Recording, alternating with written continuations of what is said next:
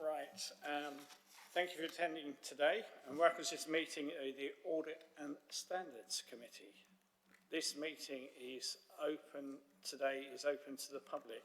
Okay, right, whatever.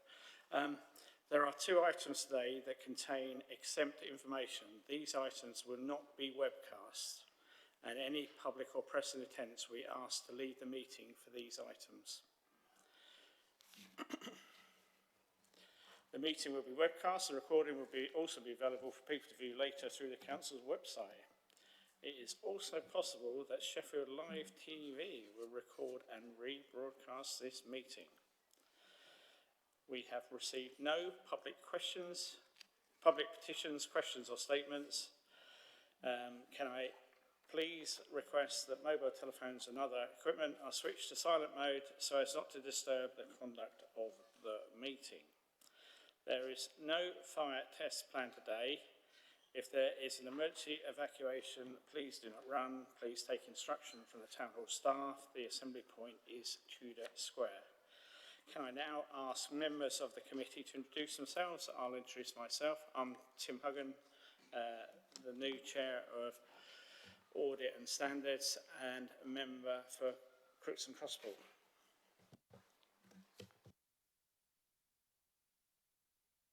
I'm David Hollis, General Counsel. Philip Gregory, Director of Finance, Commercial and Performance Services. Evening, Claire Taylor, Chief Operating Officer. James Brackley, Independent Non-Voting Member. Councillor Matt Dwyer, Member for Burley Ward. Councillor Gareth Slater, Southey Ward. Councillor Laura Moynihan, Manor Castle Ward. Roof Ralph, Netheridge and Sharrow. Simon Clement Jones, Beechfield and Greenhill. Philippa Burdett, Democratic Services. Thank you very much for that. Apologies for absence. I am of the understanding that Councillor Diane Hurst may be a little bit late as she's stuck in traffic. Okay. Other than that, moving to item 3, exclusion of the press, public and press. We have two items on today's agenda which are excluded from the press and public. Items 10 and 11 are excluded from the press and public because the report contains exempt information described in paragraph 3 of part 1 of Schedule 12A of the Local Act 1972 as amended. As already mentioned, these items will not be webcast, and any public or press in attendance we ask to leave the meeting. Item 4, we'll move on to declaration of interest. Do any members wish to declare an interest in any of the items or business in the agenda? I see nobody declaring interest. Item 5, minutes of the previous meeting on page 11 of the agenda. I think that is. Can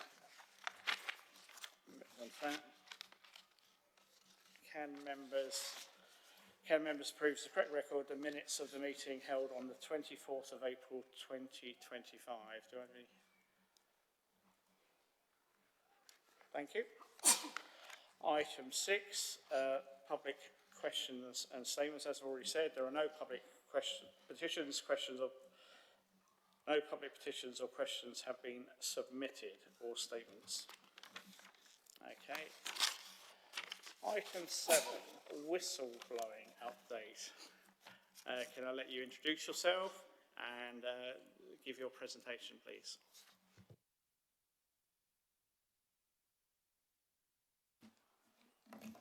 Hi there, my name's Saika Akhtar. I'm Head of People and first-time contributor to this committee on account of having been at Sheffield for a couple of months. Okay, nice to meet you all. So I'll be presenting the whistleblowing update report today, and I'll be starting with a brief retrospective account of whistleblowing complaints from last year, a brief overview of where we are at present, and then a future look. So, as you will all know, the whistleblowing policy enables us as a council to ensure that those making protected disclosures have the adequate procedures and protections in place to make those disclosures safely. Whistleblowing, the number of whistleblowing complaints continued to decline from into 24-25. So we went from 3 in the previous year to 2. So that is a very low number for a council of our size. But what I would say is that what we are beginning to chart is a fairly significant flow through to other procedures. So we have a complaints procedure within the council. We also have a grievance procedure. On initial review, we know that our grievance procedure and our complaints procedure have a higher usage, a significantly higher than average usage for an organisation of our size. So in net, it's clear that complaints are being processed, the procedures are ensuring that there's that flow through. But at present, we have our number of whistleblowing complaints that qualify as protected disclosures remains quite low at this point. In terms of the protected disclosures last year, of the 2 of them, one of them led to a significant and rigorous investigation. The allegations in that complaint were not upheld. With the second complaint, there was concerns about the appropriateness of Sheffield City Council as the appropriate body, and the complaint was partially upheld. There were follow-up actions with the appropriate body concerned. The 2 allegations broadly covered misconduct and financial malpractice. So far in Q1 of 25-26, there have been 3 formal whistleblowing complaints, and they are all currently live. They cover conflict of interest, fraud and safeguarding. Our recent policy review programme, which has taken into consultation with both unions and our workforce, over 20 workforce-related policies, has led to widespread engagement with our workforce in relation to policies and has engaged them in relation to feedback. So that additional engagement with the workforce, their opportunity to feedback has led to us making some important changes and proposals to the way our whistleblowing procedure works. It's also led to a far greater awareness of whistleblowing as a separate channel for complaints as opposed to other procedures. And that's why we think we have an immediate uplift in the number of complaints that do qualify as protected disclosures in Q1 of this year.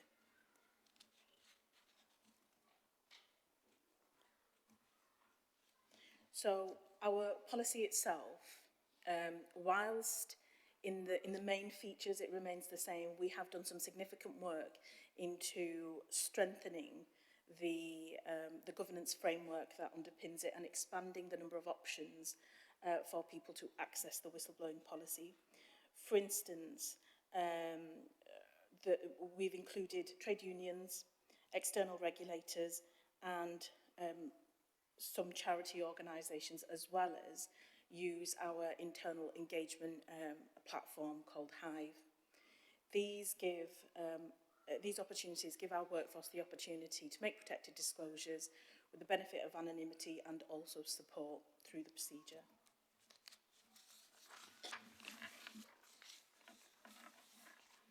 We've also recognised that staff may want to make protected disclosures that they, for one reason or another, may not want the whistleblowing coordinator to be directly involved with.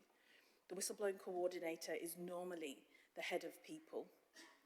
So where certain complaints are concerned, we recognise within the new policy that the monitoring officer can be used as an alternative to the whistleblowing coordinator to direct complaints that might involve or implicate any individual within the people team. We've also recognised the need to really chart the complaints that may initially be regarded by the complainant as whistleblowing complaints, but upon further inspection may need to be novated or transferred to other procedures. So we will now chart all of those, the decision that was made and the justification for that decision, as well as the flow through and progress of those complaints through other procedures.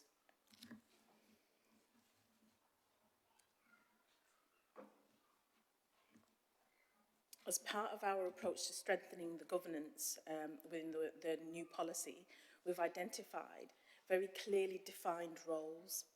So we have a whistleblowing coordinator. We also have a commissioning manager and an investigation officer. This means that in the whole life cycle of the complaint, there is sufficient independence of decision-making at each part of the process. For instance, as the whistleblowing coordinator for Sheffield City Council, if I hear or if I receive a complaint which primarily concerns safeguarding, I wouldn't be expected to also commission the investigation.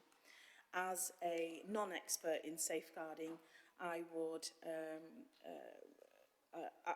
allocate the commissioning of the investigation to an appropriate expert who can determine the scope of the investigation and then pass that on to an appropriate investigator. So what that effectively means is that no single person has sole discretion over the progress of a complaint.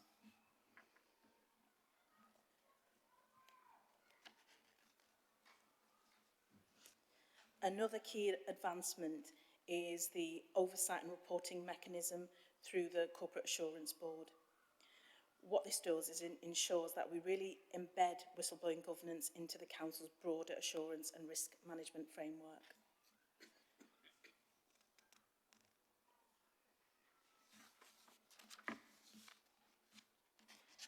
Finally, the new policy has really strengthened and reinforced the protection for whistleblowers. It explicitly adopts a zero tolerance approach for retaliation and strengthens and heightens the sensitivity around confidentiality for the complainant. It also means that in those rare instances where complaints may be of a vexatious nature, those can also be actioned appropriately. Finally, the investigation process itself has also been strengthened. The investigations are going to be led by independent officers or in fact teams of investigators if that's necessary, and they will ensure the designation of those individuals will have to demonstrate an impartiality. What have we learned from previous years? The first thing is where there is a question mark as to the appropriateness of an internal investigation, we will act decisively and proactively in relation to engaging independent investigations. We will ensure more complete tracking of cases which do not qualify as protected disclosures but may have been raised initially as such.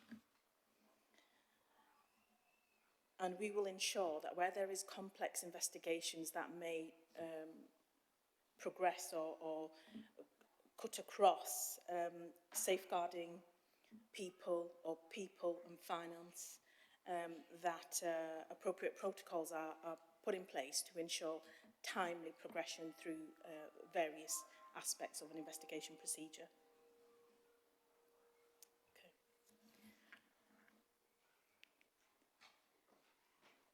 Okay. Thank you very much for that. I've got a question from Diane first. Yeah, and welcome to the organisation.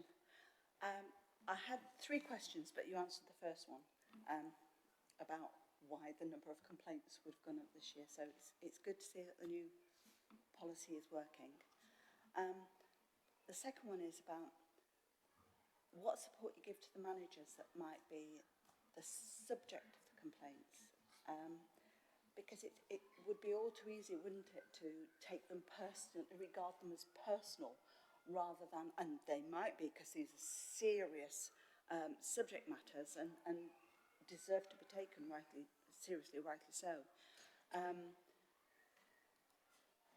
So, you know, do we have a mechanism in place to...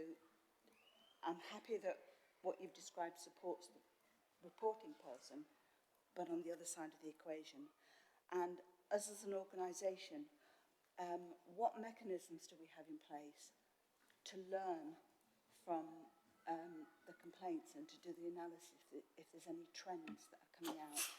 How can we safeguard against, you know, similar complaints in future? How can we learn? How can we become a better organisation?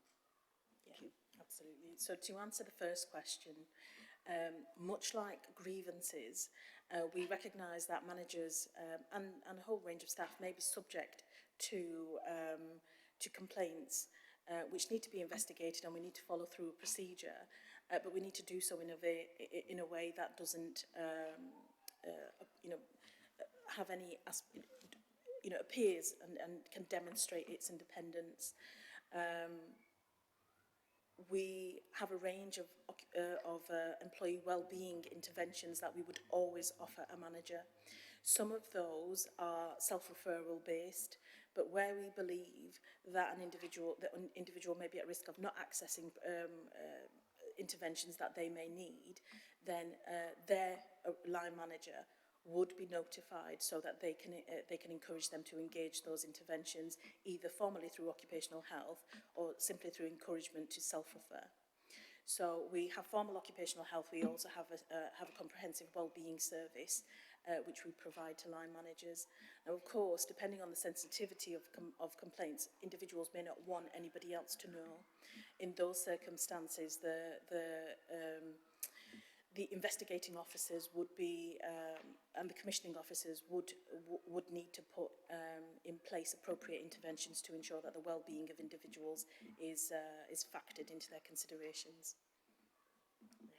In terms of the second question, of course, over the last 2 years, we've had 5 whistleblowing complaints in total, and they span a range of issues.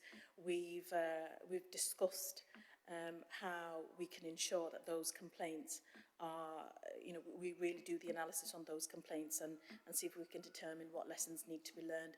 With each one of these complaints, there will be minor changes to procedures, to our practices. But I think now that we have the benefit of 5 procedures, 3 live ones over the course of 3 years, we can really do some rigorous analysis on, what may be some of the gaps in our governance procedures. And one thing that we do know is that whistleblowing complaints, sometimes because of their complexity, can take longer than they need to. So, for instance, we've recognised that if we think an independent investigation will be needed, we do so quickly. We make those considerations quickly, and we need to track all of our complaints. So we're hoping that this will improve the expedience of the progress through the complaints procedures. Thank you. Laura. Thank you for that. I suppose it links to the final question of Diane's, really. We're higher for complaints procedure and grievance procedure than other local authorities. The benchmark is higher. So it's good on the protected disclosures, but we're not so good on the others. Just wondered, if we're doing analysis, is there anything cultural? Have the trade unions raised any issues of why we're getting higher than average complaints and grievances? And is there anything we need to do to tackle that? So it's a really important question, and I suppose it depends on what you consider to be the success measure of an effective policy. So if we consider that a successful policy is one that is widely used and accessible, then on that front, what we have is very well accessed procedures in terms of our workforce. What I would say as a head of people that's not been here for a very long time is we are very generous with accepting grievances where they potentially in other organisations and other local authorities wouldn't meet the boundary. So what we will do is take a very rigorous approach to situations which may in other organisations simply be deflected to mediation. So we have many more grievances than we ought to have, but we also have a much more generous approach to accepting grievances into the procedure. James.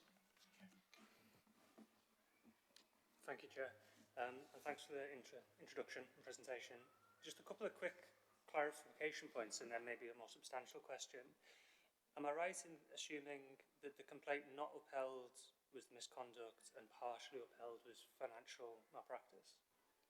Or is it? The other way round. The other way round, Yeah. okay. Okay. So my more substantial question is about assurance. So at what point, for example, in private session, would you bring more detail on these kind of cases to this committee? And particularly the financial malpractice one, would you, for example, share more information on that, for example, with the external auditors in confidence? Noting that they have a duty of confidentiality, they would probably say they don't need to look at it. But just, in terms of what assurance can this committee take? In terms of the substance, does it have implications for the controls in the council, or, is the financial malpractice, is it material, is it millions of pounds, is it something we need to worry about? That sort of question. I may deflect to Philip in a moment, but what I would say is some of our complaints, whilst they technically fall under financial malpractice, there is very much a people bent to them. So, for instance, misrecording on your timesheet is financial malpractice. Misrecording at scale, if you like, so if it's not just an individual, it might be multiple people in a team, is serious financial malpractice. But there's still a people element to those complaints, and they would still sort of really fall between whistleblowing and people processes. So there will be a whistleblowing element. It may lead to further investigations through other procedures or further outcomes through other procedures. Certainly, if the scale was broader than that, then that's the point where we would defer to our colleagues in audit and governance to ensure that the appropriate recording was done. But please, can I pass over to you, Philip? No problem, thank you. So, as Syca said, part of the investigation at some point will pass on to audit and standards, which includes the fraud team. So they will look at that. We'll also consider sort of where we need to disclose those matters to external audit. There's a materiality element to that, but it's, we will look at those properly with the fraud team. We will also look at allegations and referrals that come from other organisations, for example, as well, that come through to the practice of our people. So we do get some of those referrals that come through, but we capture those within fraud. There's a little bit of a crossover. I think what we also want to look at is the outcome of that investigation will inevitably lead to some sort of review of our practice and how that was allowed to occur, what control deficiency, if there is one, exists, and how do we correct that to ensure that we tighten up our processes to avoid it in future. On the point about referral to this board, Corporate Assurance Board also look at all the whistleblowing reports, and if they feel that it reveals something, then they would do a referral up to Audit and Standards to report on that. In respect of these two, I don't think there is anything in relation to that. And I think Syca did mention it, but it might have been missed that the fraud one was in relation to a different organisation, not the council. And that's why the question as to whether the council was the correct body to receive the report. Thank you. Matt? Yeah, thank you. Sort of my questions have been touched on, but particularly the fraud one has been covered. But on the current live ones, it referenced safeguarding. I wonder, do we refer that to external bodies that have a regulatory or legal cover that legally ahead of it completion, just to safeguard ourselves. And then it was picking up on Laura's question about, do we have an idea of the general trends of what these grievances that are producing and complaints are producing that, say, point to understaffing in housing or something? Is there a trend we can pull out of those that can improve the organisation, or is it down to a generous interpretation of a grievance policy? Yeah. So in terms of safeguarding, we have very clear parameters around what measures we would undertake if we thought, for instance, any child or vulnerable adult was at risk. It's fair to say if there was a complaint about how a child or vulnerable adult was in relation to their care, the whistleblowing procedure wouldn't be the one that was being used. We have a separate process in place for those sorts of complaints. If I was to give you an example of something that might be appropriate under a protected disclosure, it might be something in relation to the interpretation of safeguarding practices in relation to the workforce. It probably sounds a little bit cloaked, but it's essentially that grey area where misconduct and safeguarding intersects. If there was anything that traversed the area of members of the public or children in our care, for instance, being at risk, that this would not be the appropriate procedure for that, because there would need to be immediate remedial action to protect the individuals concerned. So your second question was in relation to trends and analysis. I would say that we're increasingly looking at the information that's coming in against our pattern of grievances and trying to make those connections. So, for instance, one of the whistleblowing complaints that we're currently dealing with has led us to review complaints that had previously been closed down. So we're trying very carefully to ensure that we're looking for patterns, and where we see evidence of them, we're absolutely open to reopening cases that have previously been closed, or using the data and information from them to reconsider what our outcomes were.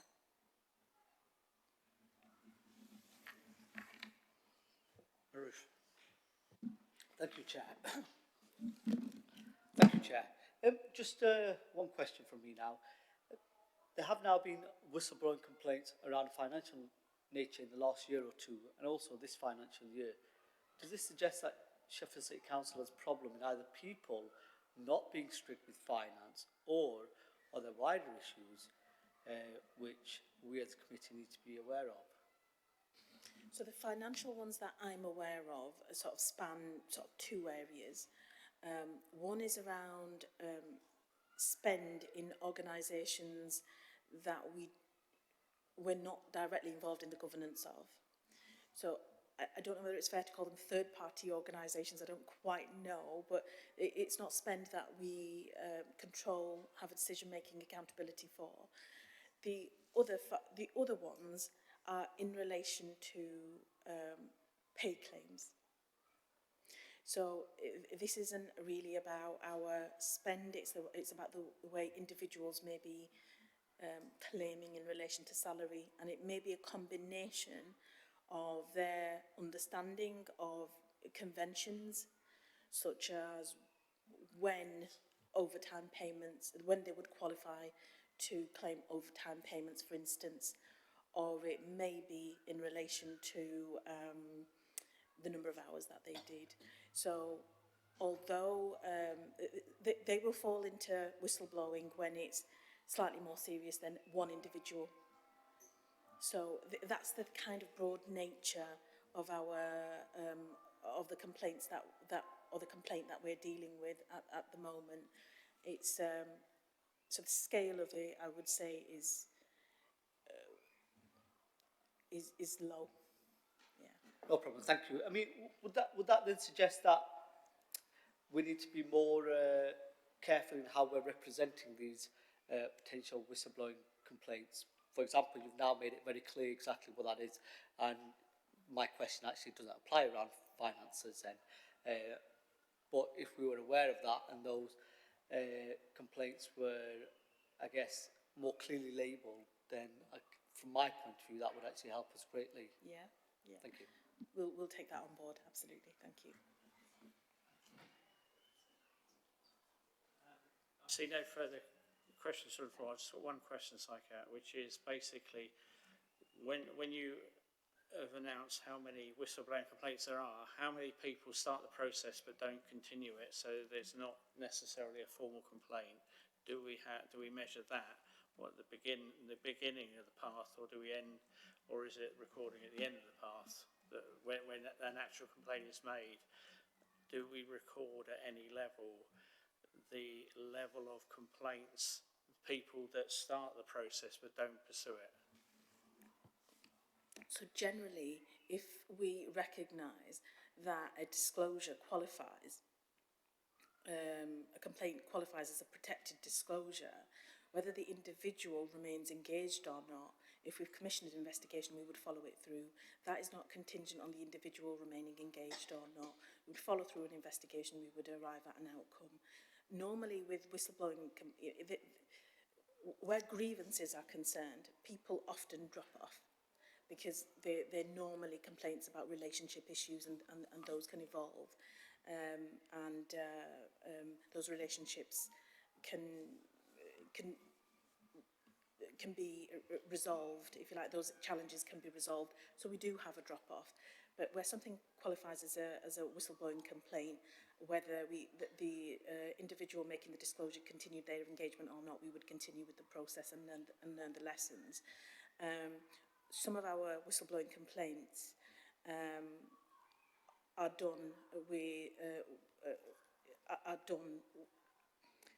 submitted with anonymous complainants. So engagement isn't always a viable option with them anyway.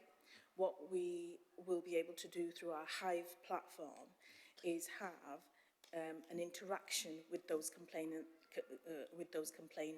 and potentially be able to communicate with key stakeholders, giving them the option of anonymity as well. So we will, it's possible that our whistleblowing complaints or engagement with our whistleblowing process will, there'll be more people accessing it through that platform, and their engagement with us will be more consistent and better. But certainly I wouldn't say that we would discontinue or end an investigation because our engagement with the whistleblower it ceased to continue. Thank you for that. I see no further questions. And I have no amendments to the recommendation on the table, which is the Audit and Standards Committee is recommended to note the strengthening of governance principle in the new proposed policy. 2, note the case numbers and underpinning reasons. And 3, note the lessons learnt from previous cases. Everybody happy with that? Thank you very much. And now move on to item 8, which is the work programme, and Philippa Burdett will introduce this item. Thank you, Chair. And thank you, Simon. The work programme is in your agenda pack from page 31 onwards. It outlines all the issues coming to the committee over the next municipal year up until April next year.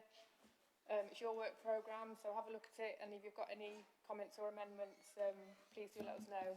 Thank you.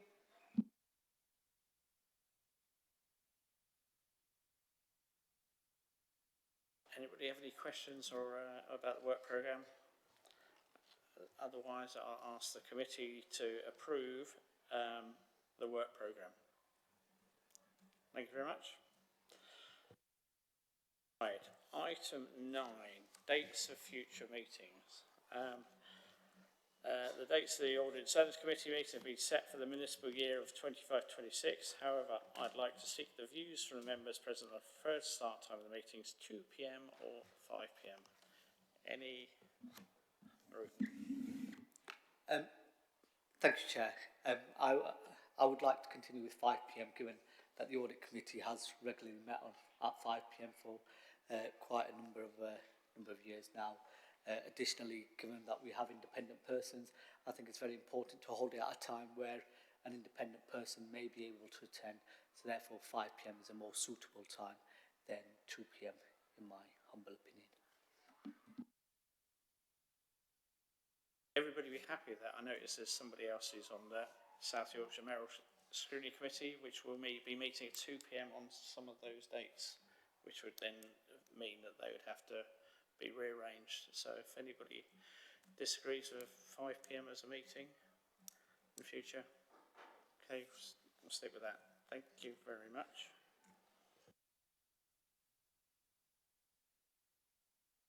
Moving swiftly on to item 10. Oh, sorry. Cheers, yeah. Sorry, just before we go on to the private business, the next committee on the 24th July, we're looking at the statement of accounts. So just to flag, I know we've got new members of the committee, that's the statement of accounts that's going to be unaudited for quite some time. I'd encourage us all to have a look at those accounts and yeah, if we've got any questions, ask them at the next committee, or I'm happy to discuss any items as well with members of the committee, if that would be helpful, via email. Is there a possibility we'll have a briefing on that as well? Because I think it's important this year that we get everything straight, because next year there may be members of this committee who may not be as open to reading the accounts with the clarity, so we say, the clarity and the efficacy that we might hope.